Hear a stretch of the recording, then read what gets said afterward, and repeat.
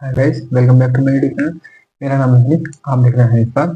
अगर आपने last video देखी हो तो उसमें हमने बेसिक जो हमारी सीक्वल में टर्म्स होती हैं, लाइक एसपी और टेबल्स, व्यूज, फंक्शन, उसमें क्या क्या कैसे कैसे तरीके से इंटरव्यूअर सवाल पूछता है और फंसाने की कोशिश करता है, वो डिस्कस करता है। ठीक है, अगर आपने वो नहीं देखी है तो एक बार जाके गो थ्रू कर लो उनको। ठीक, अभी मैं ये अज्यूम कर रहा हूँ कि जितने लेवल पर हमने ये वीडियो बना दी है, डेटाब्रिक्स फैक्ट्री और बेसिक पाइथन, पाइस्पार्क, सीक्वल और आपका थोड़ी बहुत जेडीबीसी स्काला वगैरह जो बता दिया था। ठीक है, उसके बेस पर आप अभी अप्लाई कर सकते हो जॉब में, कोई इश्यू नहीं है।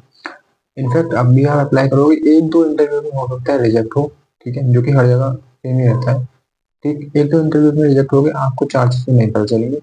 उन चीजों को जब आप फीडबैक लेकर नेक्स्ट थर्ड इंटरव्यू में जाओगे तो मैं श्योर हूँ कि आप 90% आप क्रैक कर ही दोगे उसको। ठीक है, एंट्री लेवल पर अगर आप देख रहे हो तो ये सफिशियंट है। अगर आप एक मिड रेंज जॉब के लिए जा रहे हो तो कुछ चीजें और भी आपको जरूरी है अभी सीखनी।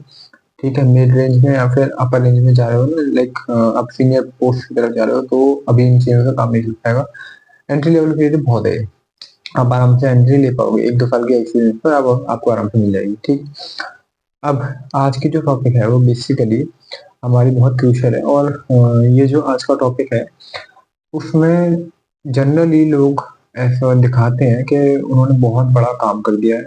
ठीक है, एंड आपने सुना होगा जैसे मैंने ये डेवलप कर दिया, मैंने वो डेवलप कर दिया। ठीक है, तो वो डेवलप इतना बड़ी चीज नहीं होती है। ठीक है, अगर उसको आसान भाषा में समझाया जाए तो वो छोटी चीज भी बनाई जा सकती है उसको, अगर आप सिंपल तरीके से उसको समझाओगे। आज ऐसी ही हम एक चीज डिस्कस करेंगे जिसका नाम है डेटा वेयर हाउस। ठीक है, डेटा वेयर हाउस अभी आपको नाम से बड़ा लग रहा होगा। ठीक है, बहुत सी कंपनीज वगैरह जो होती हैं वो अपने जेडी में ही जेडी मतलब जॉब डिस्क्रिप्शन में ही लिख देती हैं कि हमें तो डेटा वेयर हाउस पे काम कराना है, हमें डेटा वेयर हाउस बिल्ड करवाना है, ये चाहिए वो चाहिए। एंड देन अपना आप माथा पकड़ लोगे, अरे डेटा वेयर हाउस क्या होता है, मुझे तो पता ही नहीं है। पहले मैं भी ऐसा ही था। ठीक है, फिर जब मुझे पता चला कि भाई डेटा वेयर हाउस ये है, मतलब इतना क्यों ही मैं घबरा जाता, इससे है ना, इतनी घबराने वाली चीज है नहीं। तो वही आज हम डेटा वेयर हाउस डिस्कस करेंगे। उस डेटा वेयर हाउस के ही बेस पर आगे आने वाली चीजें हैं कुछ, लाइक आपका fact table, dimension table, Mendelian architecture, आपका एससीडीज। ठीक है, वो सारी चीजें हम डिस्कस करेंगे। आज के लिए हम डेटा वेयर हाउस डिस्कस करेंगे, क्या होता है।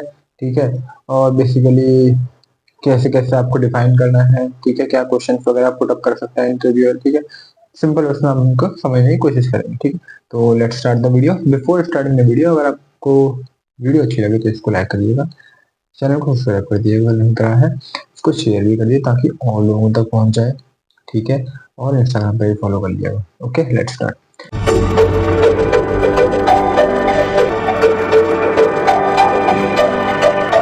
ओके, अगर आप यहाँ पर देखो, आज की टॉपिक जो है हमारा वो डेटा वेयर हाउस है।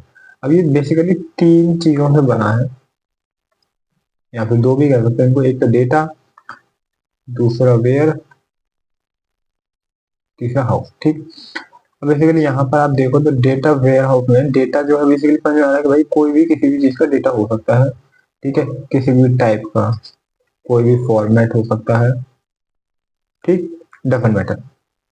अब वेयर हाउस की अगर मैं बात करूं, ठीक है, तो वेयर हाउस जैसे हमारा, आप एक बात समझो, आप कभी अपने अमेजोन से या फ्लिपकार्ट से, ठीक है, या फिर अगर आपने एग्जांपल के लिए ही मैं ले लूं ब्लिंकिट।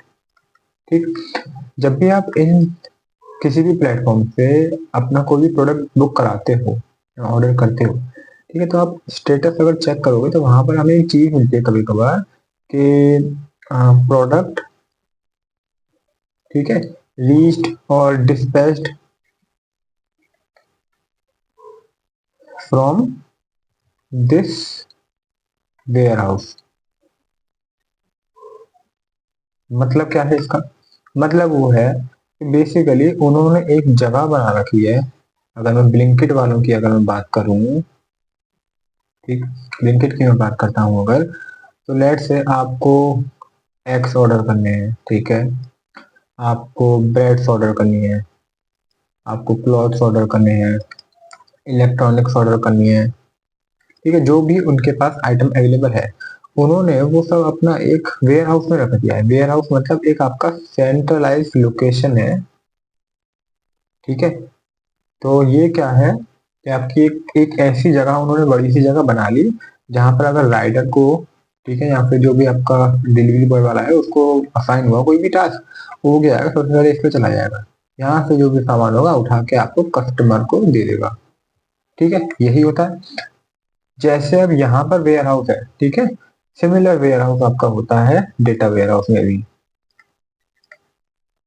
ठीक है, अब डेटा वेयर हाउस में वहां पर तो ब्लिंकिट में आपको ग्रोसरी वगैरह वो सारी आ गई, ठीक। बट यहाँ पर क्या होगा, यहाँ पर भी क्या होता है, आपका मल्टीपल सोर्सेज सोर्सेज होते हैं आपके, मल्टीपल होते हैं जिनसे आपका डेटा आता है। फॉर एग्जाम्पल लेट से आपका कहीं पर AWS से आ रहा था डेटा, ठीक है, S3 बकेट में। ठीक है, आपका एक डेटा आ रहा था आपका लेट से ADLS Gen 2 से। ठीक है, तीसरा आपका डेटा आ रहा था लेट से SQL DB Azure। ठीक है, चौथा लेट से आपका डेटा आ रहा था बिग क्वेरी से, GCP। ठीक है, अब आपसे जो आपका क्लाइंट है वो बोलता है कि भाई मैं 4 जगह से थोड़ी मुंह मारता रहूंगा, ठीक है, तो 4 जगह तो वो मुंह मारेगा नहीं।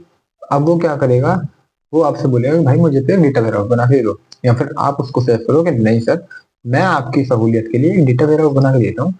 तो आप क्या करोगे, आप एक ऐसी एक लोकेशन पर, ठीक है, किसी तरीके से आप एक सेंट्रलाइज लोकेशन बना लोगे, ठीक है, जहां पर आप इन चारों सोर्सेस को क्लब करके कनेक्शन स्ट्रिंग्स के थ्रू या फिर डायरेक्टली डेटा पॉपुलेट करके पुट कर दोगे। ठीक है, यही आपका हो गया डेटा वेयरहाउस। ठीक है, ये जो सेंट्रलाइज लोकेशन है ना आपकी, यही आपका डेटा वेयरहाउस हो गया। अब अगर मुझे बात मैं करूं अगर अपने आस्पेक्ट में, तो भाई मुझे अगर डेटा वेयरहाउस बनाने के लिए बोला जाए तो मैं क्या करूंगा, तो मैं क्या लूंगा, लेट्स से डेटा ब्रिक्स में मैं क्या करूंगा, 4 कैटलॉग बनाऊंगा। ठीक है, 4 मैंने बना लिए कैटलॉग। ठीक, पहला मेरा कैटलॉग जो बनेगा वो बनेगा AWS के लिए। ठीक है, लेट से मैंने वहां पर कनेक्शन स्ट्रिंग्स बना लिए हैं। ठीक, दूसरा मेरा कैटलॉग में बनाऊंगा अपना Gen 2 ADLS के लिए। यहाँ पर मैं चलो माउंट कर दूंगा एक्सेस की से। ठीक है, तीसरा मैं बनाऊंगा अपना SQL DB के लिए। ठीक है, यहाँ पर ऐसे मैं कर देता हूँ एक्सटर्नल टेबल बना दूंगा JDBC पे। ठीक है, और चौथा मेरा जो है बनेगा GCP, वो भी मैं अपनी कनेक्शन स्ट्रिंग्स बना दूंगा। ठीक, अब जब मैंने ये सारा डेटा अपना 4 कैटलॉग में बना लिया, ठीक है, 4 मेरे पास कैटलॉग हो गए। अब मैं अपने क्लाइंट को बोलूंगा कि सर आपको अगर AWS का इस्तेमाल करना है तो आपको सिंपल AWS डॉट अपने स्कीमा का नाम जो भी आप दे रहे हो, ठीक है, और फिर उसके बाद टेबल का नाम लिख देना है। या फिर आपको जैसे Gen 2 का बनाना है तो मैंने लेट से ADLS नाम से कैटलॉग बना दिया, ADLS dot schema and then table का नाम। अब आप इन टेबल्स को आपस में ज्वाइन भी कर सकते हो। क्यों, क्योंकि मेरे कैटलॉग में तो वो रजिस्टर्ड है ना, तो वहां पे मैं सारी अपनी चीजें जो है जॉइंट्स वगैरह में ले सकता हूँ, यूज में कोई इश्यू नहीं है। अब इसका बेनिफिट क्या है, बेनिफिट इसका ये है कि मुझे 4 जगह मुंह नहीं मारना पड़ा। ठीक है, जो मैं 4 जगह मुंह मार रहा था यहाँ पर अलग अलग, वो मुझे जरूरत नहीं है। ठीक, मैं अपने पास एक ही जगह है मेरे पास सेंट्रलाइज लोकेशन, वहां से ही मैं अपना सारा डेटा क्वेरी कर पाऊंगा। ठीक, और इन्हीं के बेस पर मैं अपने फैक्ट एंड डायमेंशन ये टेबल्स बना सकता हूँ, और जो भी मुझे इसमें आर्किटेक्चर फॉलो कर रहा है वो मैं इसमें कर सकता हूँ। ठीक है, तो बेसिकली आपका डेटा वेयरहाउस क्या हुआ। अगर मैं और सिंपल वर्ड में रखता हूँ, एक और एग्जांपल लेते हैं अगर आपको समझ में नहीं आया। आपने एजर SQL देखा है, ठीक है, वहां पर आपका जो भी डेटा होता है वो बेसिकली टेबल्स में पड़ा होता है। ठीक है, टेबल्स में भी आपका डेटा पड़ा होता है, बाकी सारी जो चीजें होती हैं आपकी जैसे SP, ठीक है, और आपका व्यूज, ये आपके SSMS में पड़े होते हैं। ठीक है, पर जो भी डेटा आपका होल्ड कर रहा है DB, वो टेबल्स में ही कर रहा है। ठीक, अब यहाँ पर मेरे पास एक ही तरह का डेटा है ना, बट लेट से मेरे पास डेटा आ रहा है कहीं पर, एक जगह आ रहा है मेरे पास सीएससी में, दूसरी जगह पर आ रहा है मेरे पास मार्केट में, ठीक है, और तीसरी जगह पर आ रहा है मेरे पास लेट से एक्सेल एसएक्स में, ठीक है, चौथी जगह पर मेरे पास आ रहा है डेल्टा में, ठीक है, और पांचवी जगह पर मेरे पास आ रहा है एवरो में। तो यहाँ तो मैं भाई अलग अलग इनके लिए बनाता हूँ, उसको बोलता हूँ भाई तो अलग अलग करेक्ट कर ले, और नहीं, मैं क्या करूँगा, मैं उसको बोलूंगा सर हम आपको दे रहे हैं एक डेटा वेयर हाउस, मतलब यही आपका सिंगल सोर्स ऑफ ट्रूथ है, आप यहीं से आप ये सारे डेटा को आप रीड कर पाओगे, ऑपरेशन कर पाओगे, कोई इशू नहीं होगा, ठीक है। जो भी आपको पावर बीआई वगैरह, पावर ऑटोमेट वगैरह, जो भी पॉपुलेट अलर्ट वगैरह कुछ भी करना है वो सब आप यहाँ से कर पाओगे, वो भी खुश, हम भी खुश, ठीक है, क्योंकि मैनेजेबल भी बहुत है, अच्छा होता है ये। तो अब सार में अगर बोलूँ इसका तो क्या होता है, इंग्लिश में अगर हम बात करें सिंपल वर्ड में, data warehouse is a centralized location where I can manage all the data whatever I am having in different file formats in a single place regardless of other sources like AWS, Gen2, SQL or BigQuery. I am going to use a centralized location which I will be taken care of by making a connection string or lending the data from these sources to a centralized location, whatever it is, either Gen2, DB or GCP और S3। Okay, तो I hope कि आपको ये video पसंद आई होगी। Data warehouse क्या होता है, ठीक है, क्यों इसकी नीड होती है, और क्या क्वेश्चन वगैरह हो सकते हैं, ठीक है, सिक्वल डीबी में और वेयरहाउस में क्या फर्क है, ठीक है, क्यों इसकी जरूरत होती है, वो सब का आइडिया बार आपको लग गया होगा। इनकेस अगर मैंने कुछ गलत चीज बता दी हो या मुझसे कोई छूट रही हो चीज, आप मुझे बता दीजिए, हम वो दोबारा डिस्कस करने की कोशिश करेंगे, और मैं भी अपनी नॉलेज को जो है बढ़ा लूंगा, ठीक। तो तब तक के लिए मिलते हैं आपसे नेक्स्ट वीडियो में, तब तक के लिए इसको लाइक कर दीजिए और चैनल को सब्सक्राइब करिए, शेयर करिए। Thank you, thanks for watching, bye.